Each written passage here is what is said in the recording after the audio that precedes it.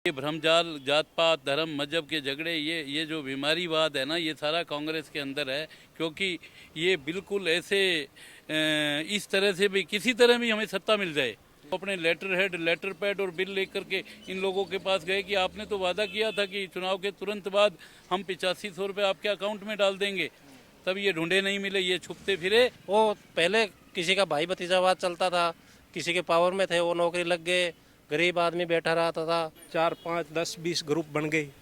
किसी ने किसी चीज़ पे कब्जा कर लिया, किसी ने किसी चीज़ पे कब्जा कर लिया। कदम नहीं है। वक्फ की संपत्ति का सदुपयोग होना चाहिए, देश के हित में होना चाहिए, समाज के हित में होना चाहिए, ना कि कुछ निजी कठमुल्ला लोगों के हित में इसका प्रयोग हो। नमस्कार, मैं दीपक शर्मा आप सभी का एक बार फिर से बहुत स्वागत करता हूं हमारे चैनल में। देखिए, मैं हरियाणा में लगातार यहां के लोगों की राय अब तक पहुंचा रहा हूं कि विधानसभा चुनाव में हरियाणा के लोग किस तरफ हैं।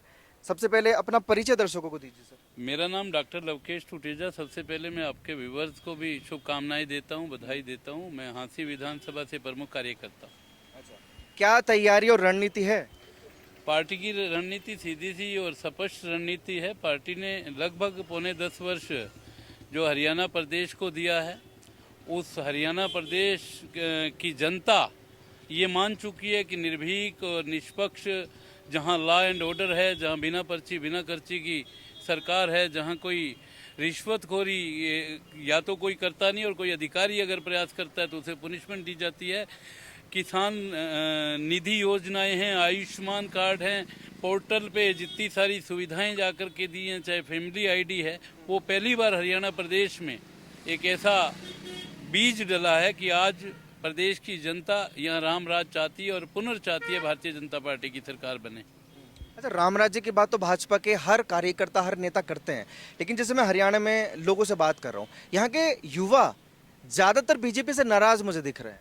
नहीं, युवा कोई भी नाराज नहीं है और यूथ के दम पे ही हम पहले भारतीय जनता पार्टी की सरकार में आए हैं। और आज जो युवा है वो देशभक्त है, उसको पता है कि पहली बार नरेंद्र मोदी जी के नेतृत्व में पूरे भारत का स्वाभिमान बढ़ा है, पूरे भारत की इज्जत बढ़ी है, सुरक्षा की दृष्टि में हम मजबूत हुए हैं।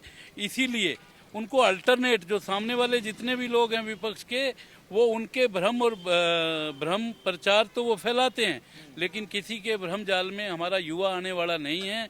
युवा देशभक्त है, देश की रीढ़ की हड्डी है और युवा चाहता है कि हिंदुस्तान विश्व गुरु बने और हिंदुस्तान का नाम बहुत रिस्पेक्ट से लिया जाए, जो आजकल हम देख भी रहे हैं।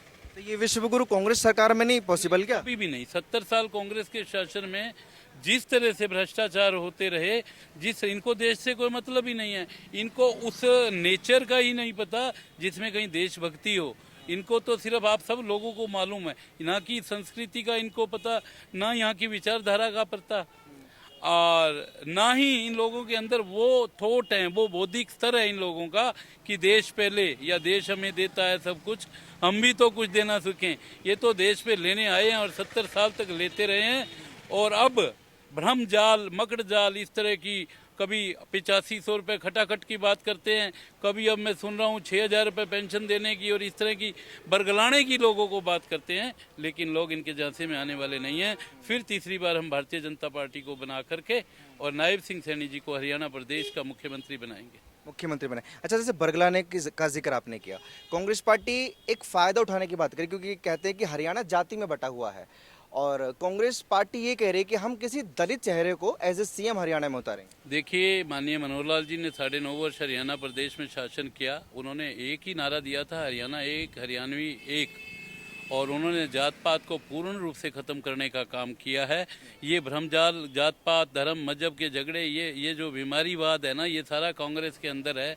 क्योंकि ये बिल्कुल ऐसे इस तरह से भी किसी तरह भी हमें सत्ता मिल जाए, जबकि हमारे वाले लोगों का तो नेचर है कि सत्ता सेवा के लिए है, सत्ता कोई अपना घर भरने के लिए नहीं, बंगले बनाने के लिए नहीं, लूटने के लिए नहीं है।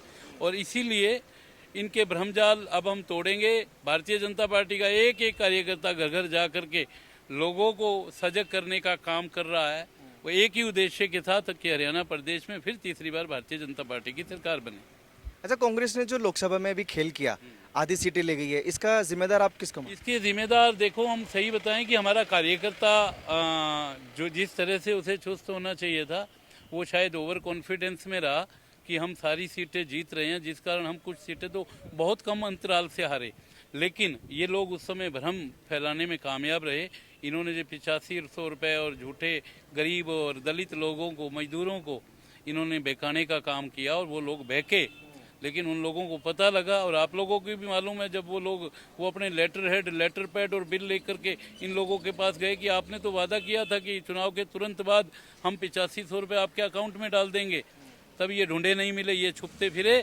लोगों को पता लग गया कि ये सिर्फ और सिर्फ जो है हमें बहका करके वोट लेने का काम करते हैं। बहुत शुक्रिया। क्या नाम है आपका सर? महेंद्र बहादुर। क्या कहेंगे, क्या तैयारी चल रही है? बढ़िया है, कोई दिक्कत नहीं है, एकदम एक तरफा है। पीछे जो कांग्रेस पार्टी ने झूठ बोलकर वोट लिए थे वो उनका नकाब हट चुका है उनके चेहरे से। तो ये आधी सीटें ले जाने के बाद भी आपको लगता है कि एक तरफा चुनाव होगा? हाँ, एक तरफा होगा। आधी कहाँ है, 46 पे भाजपा जीती है, वो तो 42 पे जीते हैं, फिर भी जीत बहुमत में है, वो देखें तो ही। लेकिन कॉन्फिडेंस तो आ गया है ना उनको कि अगर लोकसभा में झूठ के बल पे थे, वो झूठ उनका चौड़ा हो चुका है, उसमें कोई नहीं है। लोगों को क्या चाहिए? बिजली, पानी और सड़क। एक गांव में 3 किलोमीटर दूर ढाणी है, वहाँ बिजली पहुँच चुकी है, वहाँ पानी पहुँच चुका है, सड़क पहुँच चुकी है। वो उन लोगों को क्या चाहिए? रोजगार चाहिए तो वो दे रहे हैं बिना खर्ची, बिना पर्ची। कोई युवाओं से पूछो ना, आप थोड़ी देर पहले कहते युवा नाराज है, युवा कहाँ नाराज है? युवा तो कांग्रेस के पीछे जूत लेके पड़े हैं। क्यों पड़े हैं? तो वो पहले किसी का भाई भतीजावाद चलता था, किसी के पावर में थे वो नौकरी लग गए, गरीब आदमी बैठा रहता था। आज देखो आप, किसी जुत्ती गांठने वाले का, रिक्शा वाले का IAS बन रहा हो, कोई SDM बन रहा है, कोई पटवारी बन रहा है, कोई तहसीलदार बन रहा है, कोई लेक्चरर। अभी ये TGT PGT लगे हैं, आप देखो कितने गरीब लोग लगे हैं। मतलब बढ़िया काम हो रहे हैं। आपका नाम जान सकता हूँ सर? मुनीश सलावादी, आदमपुर से। आदमपुर से। 10 साल कैसे रहे बीजेपी के? बहुत बढ़िया शासन रहा, पूरा देश और प्रदेश दोनों अच्छी तरक्की कर रहे हैं। देश का नाम तो आज विश्व में सबसे अच्छे स्वर्ण अक्षरों में लिखा जा रहा है। माननीय मोदी जी ने देश के अंदर एक अच्छा विश्वास उत्पन्न किया है।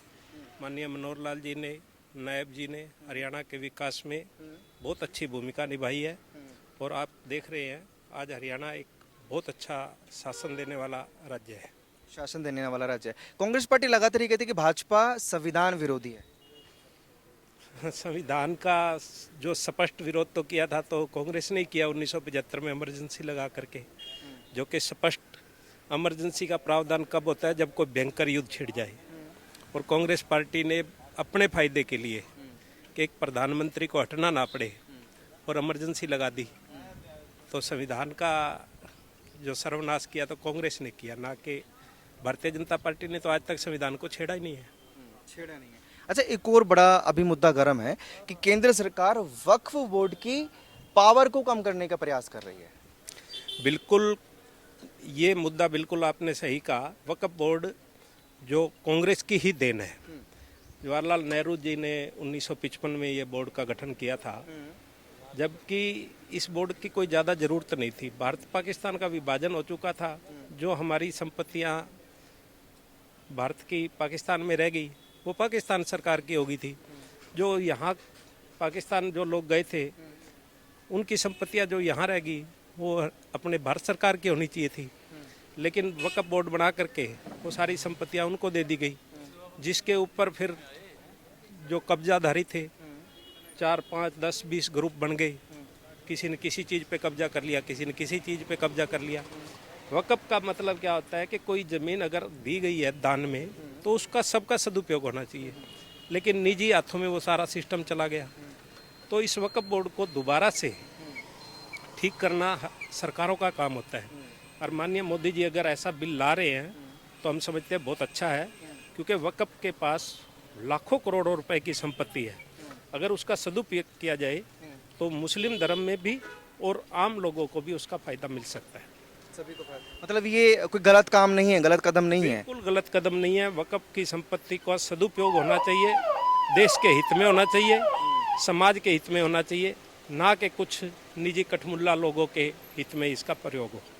हैट्रिक बना रही है हरियाणा में बीजेपी? बिल्कुल बना रही है, 100% स्पष्ट बहुमत से माननीय नायब जी के नेतृत्व में तीसरी बार हरियाणा में मुख्यमंत्री बनने जा रहे हैं। नायब सिंह जी को पूरी जनता का सपोर्ट है। और अब हम देख रहे हैं कल अपना रैली थी कुरुक्षेत्र में, बहुत अच्छा आगाज किया, लोग अपनी मनसा से आए, अपने साधनों से आए और एक बहुत अच्छी सफल रैली हुई जहां से चुनाव का शंखनाद किया गया। और कुरुक्षेत्र की पवित्र धरती से जो बीड़ा सब लोगों ने, भारतीय जनता पार्टी के कार्यकर्ताओं ने उठाया है, उस बीड़े के दम पर हम ये कह सकते हैं कि तीसरी बार सरकार अवश्य बनने जा रही है। ठीक है, बहुत शुक्रिया।